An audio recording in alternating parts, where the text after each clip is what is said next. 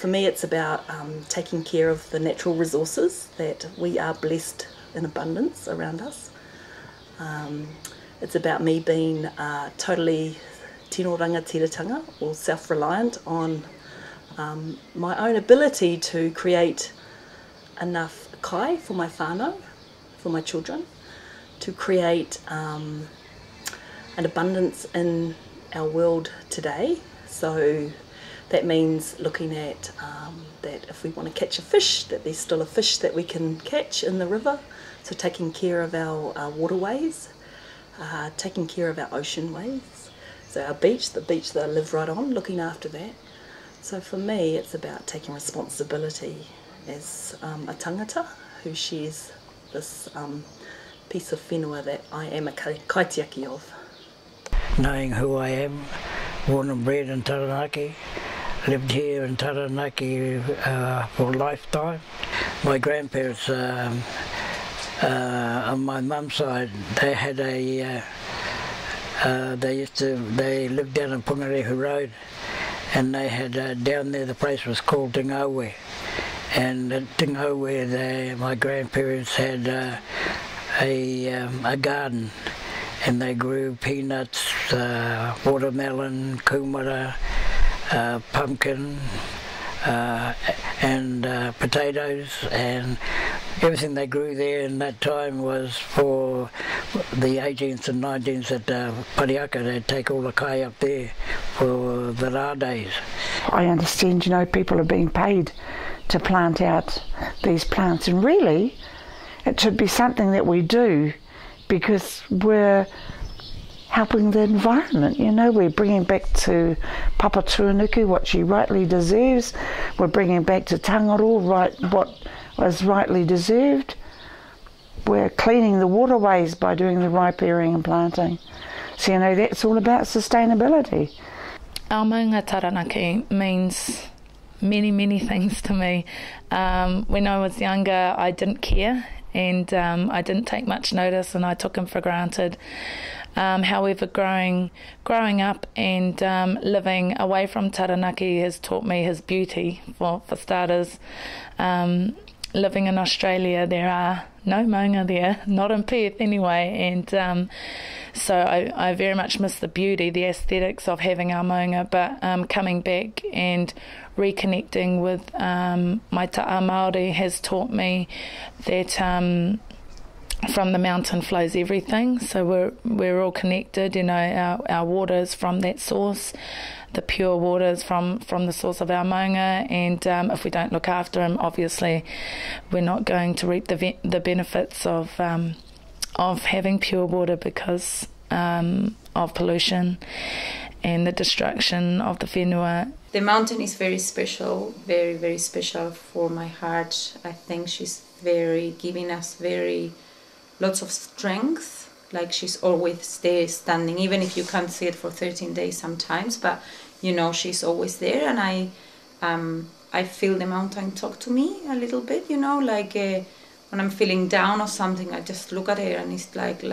whoa, that's so much power.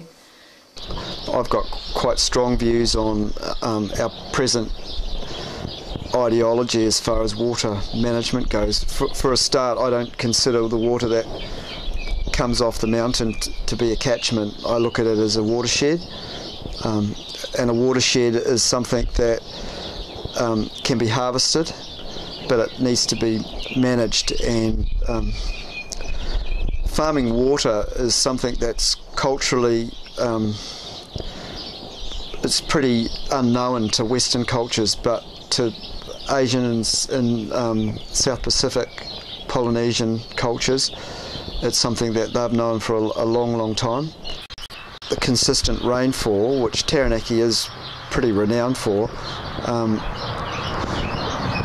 the methods of harvesting rainfall are pretty poor. Like we've got a system where we plumb and drain the water that comes off the mountain, whereas water needs to be moving through the landscape laterally and not just following gravity and being shot out to the quickest possible exit, which is the ocean. Well, Council, we definitely need to clean up our water.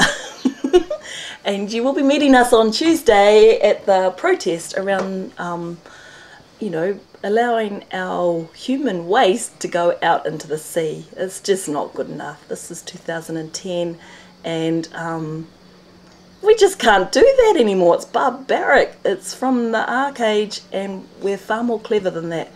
We need to do something, and we need to do it now. We can't wait for another 5 years. It's just not okay.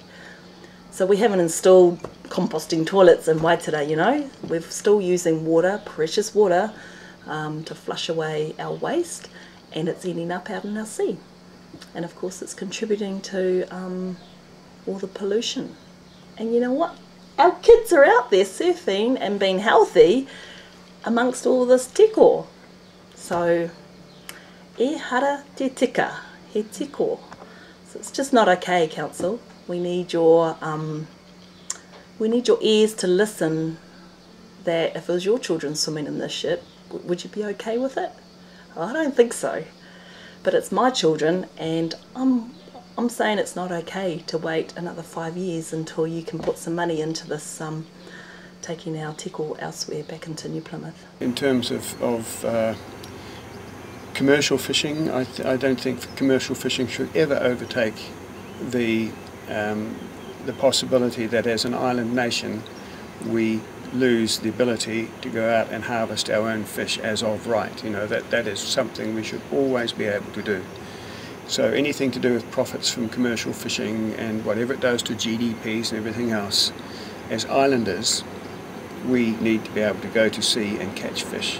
Well, growing up on the west coast, growing up next to the moana, it is an absolute comfort zone for me. I could never imagine myself living inland at all. I don't even want to go as far as Inglewood to live, which is only 10 minutes inland really, but my name means child of the sea, ironically. But yeah, we grew up in water. My children are little water rats as well. They love the water.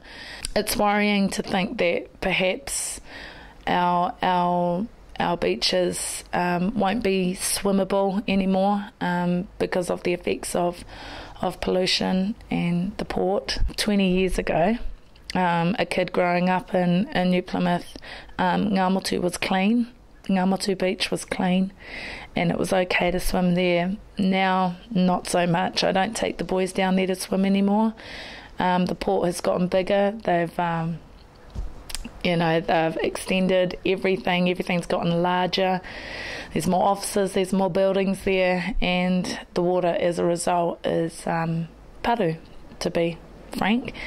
And I don't let the boys swim there anymore because the natural current that would usually wash it away isn't keeping up with the industry. The ocean is definitely changing. Even just the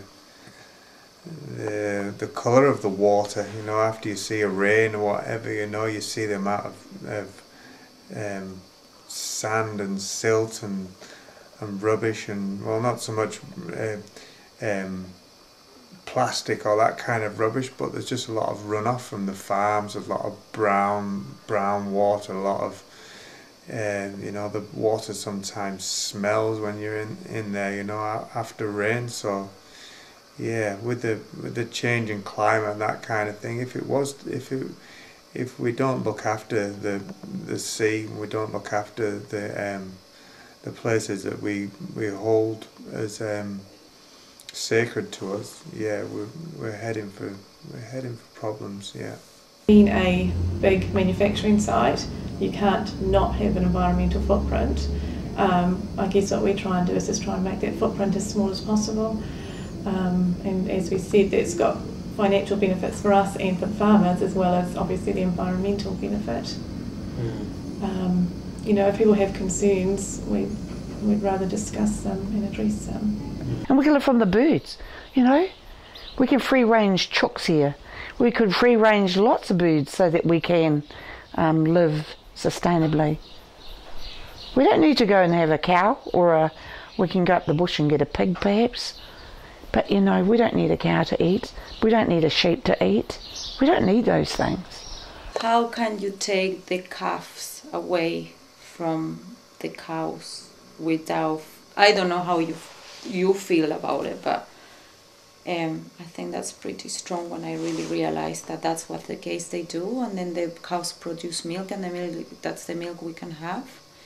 Historically, for many years, milk was just dumped into streams and along with dairy effluent in terms of farming practices and the manufacturing sites. I mean, that's all changed a lot. So where there are incidents of that, then certainly we want to know about them and do something about them.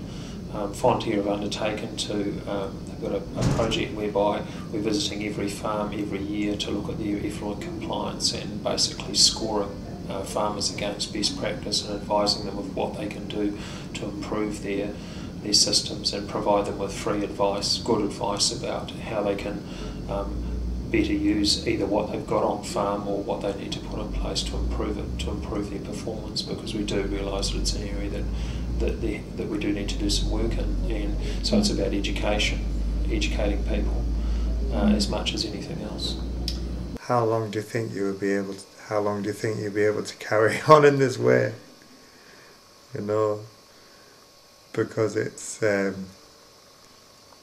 not a long-term view, you know, of the farming practice at the moment. The farmers know that they're using the synthetic fertilizers, etc., which, you know, really the ground that they're feeding into is almost inert now. You know, they've taken all the goodness from the soil, and the only goodness they're getting is being imported in. They're poisoning the land with the things that they're putting on there. They're creating this kind of, not monoculture, but they're creating a system that is so weak, you know, that even just through lack of rain, you know, it can have such an impact on their industry. You know, the cows aren't able to milk, they get disease. New Plymouth is the most fantastic region. You've got the mountain in the morning, you've got the sea surfing in the afternoon. What about the people? At the launching of Shell Motunui, Shell Maui at Ohanui. At that time, Shell was a contract signed between Warren Freer, who was Minister of Energy for Labour, and Shell Chairman International. That deal was signed at Ohanui. Robert Muldoon came into power a short time later, and there was the first oil rig ever built in New Zealand off the shore of Taranaki. One of the Aokarawas, Mohi Wharepauri, Tainui, Waikato, Maniapoto, Taranaki. I always remember fondly sitting by Mohi. And he stood up and he said to Robert Muldoon and the chairman of the board, "Pa here, you bring a taniwha and you put it into Tangaroa. You upset Tangaroa, you upset me. From this day forth,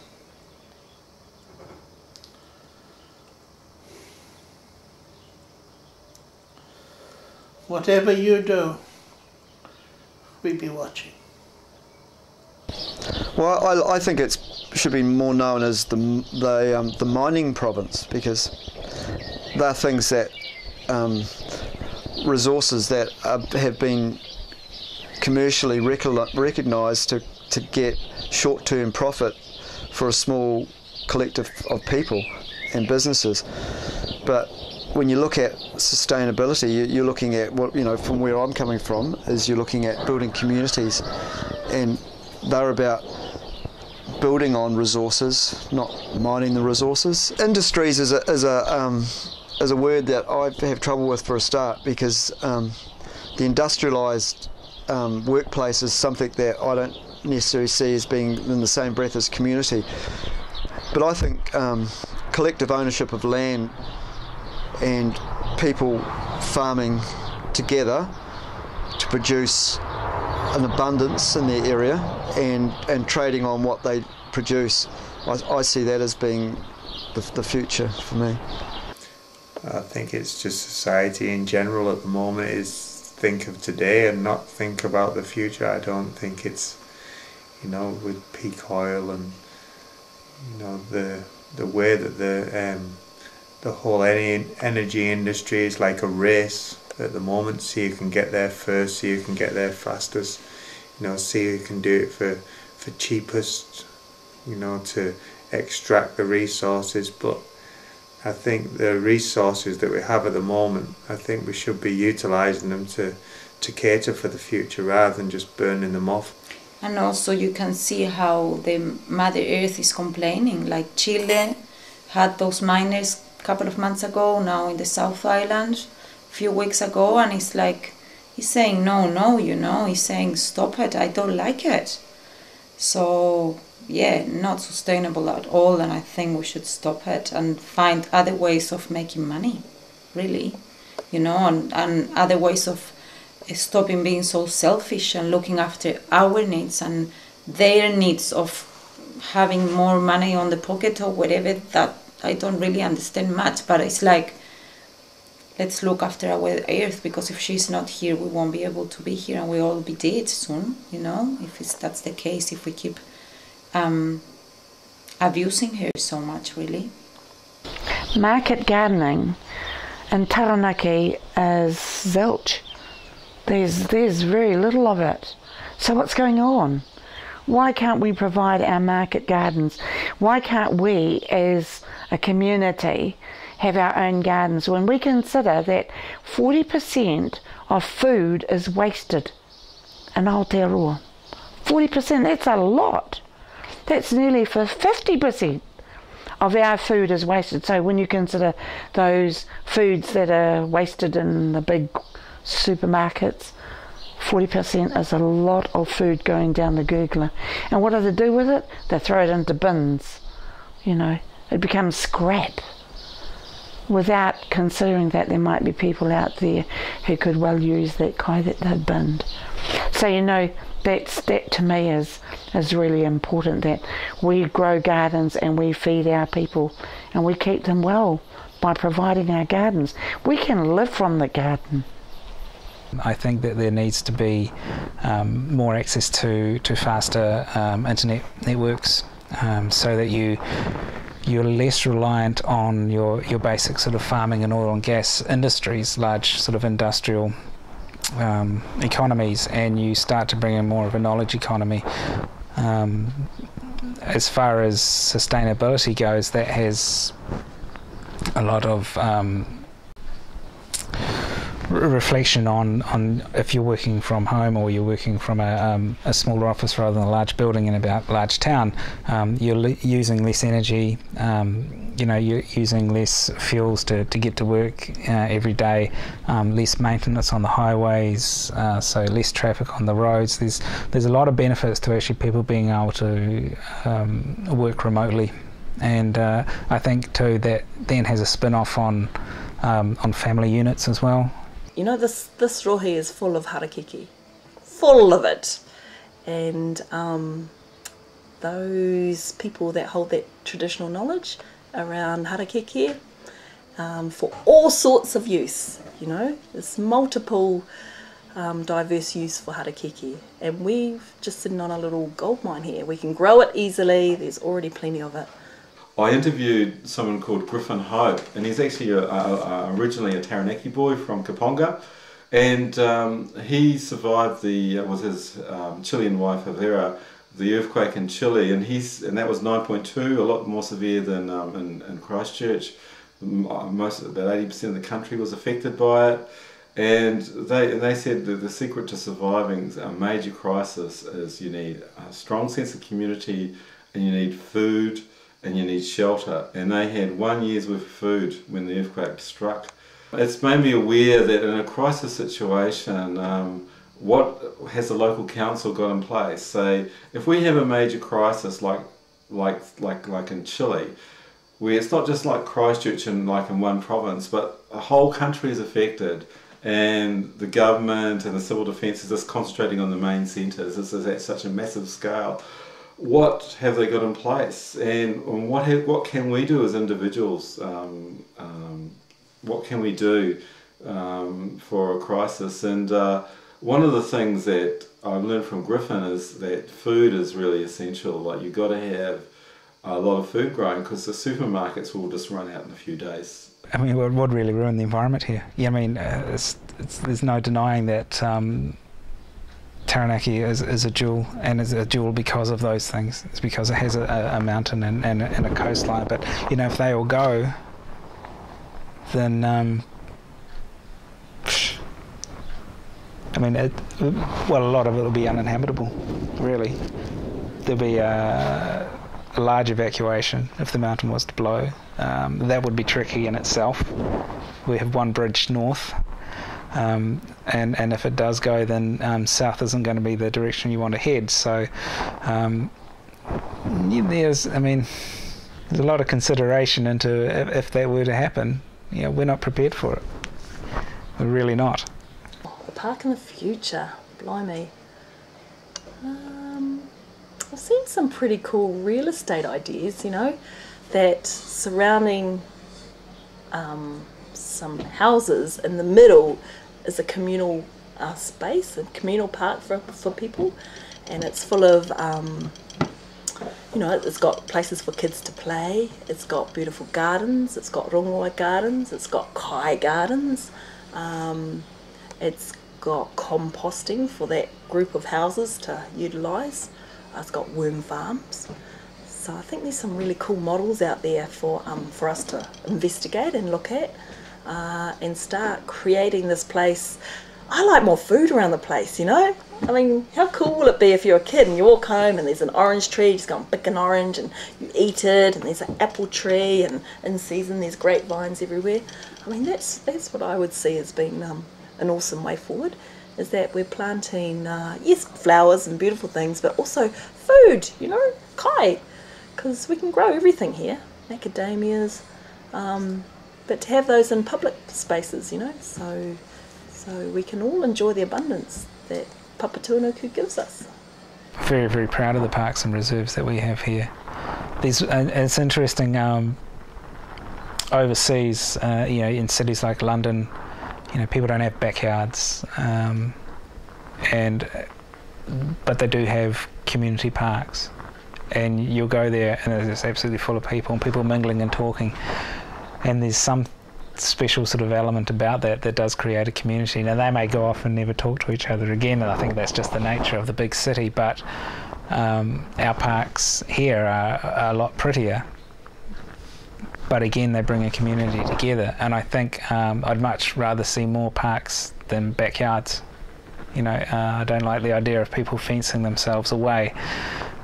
So, yeah, definitely enjoy the fact that we have a lot of parks and that they are looked after. If we could live as a community where we can grow our kai together, where we can pool our cars, where we can look after our children, we can teach our children, we can provide the values and the beliefs for our children in the community, we then have the pattern for sustainability. Well, I mean, we're owned by the community, you know, so every farmer down the road here has got a shareholding in our business, in the business, so it's their business really. So, yeah, we're an integral part of the community, and there's lots of forums for them to feed back to us about how they see the business growing and developing, what they like about it, and so on. So, yeah, it's quite a unique business to be involved in, really, in that regard. You know, we're on this earth for a set time, and the elements that we live beside and under, they are awesome, and they can change the face very quickly. And I think that kind of brings our tenure upon the land even more into perspective, because we must then think, well, in my lifetime, how can I make a difference? Am I respecting the land that I tread upon? Am I treading upon that land lightly? Am I considering the other people that will come after me and that are walking alongside me? I'm optimistic if local government gets creative, but if local government doesn't get creative, we're just going to have to do it ourselves. Sometimes conservatism can actually be like shooting yourself in the foot, and when you think of conservatism, when people are not talking about conservation, conservatism, just scared of change. Conservative means to conserve, and at the moment we still live in a very much consumer society where everything is just thrown away, discarded. And this recession actually is actually an opportunity to come up with innovative ways to stop wasting, and at the same time, if we invested more in our whole society, we'd actually be creating jobs for the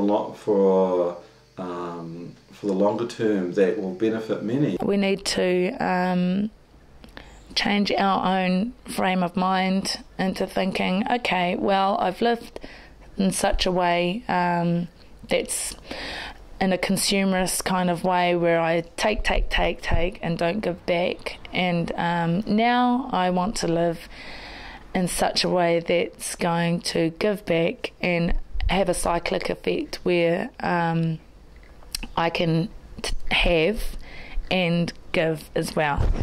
And that starts at home by composting your kai and recycling. You'll be amazed at how much rubbish you don't have at the end of the day. At the end of the week, when your rubbish man comes to pick up your bags, you'll be amazed at how light your rubbish will be because you've recycled most of the plastics and the glass and the cans, and you've composted your kai back into your garden. If you start planting that garden, then you can eat kai, then you know where it's come from. You know that it's organic, it hasn't got any chemicals on it. You can get animals, 1 goat, 1 sheep, that's all you need, a few chickens. It's so easy and it's so accessible, and people don't realise. And it's just little things like that that will bring about a massive change for everyone. You start it now, and then your grandchildren and your descendants will carry it on, and that's a great gift, I think. Plant trees all the time.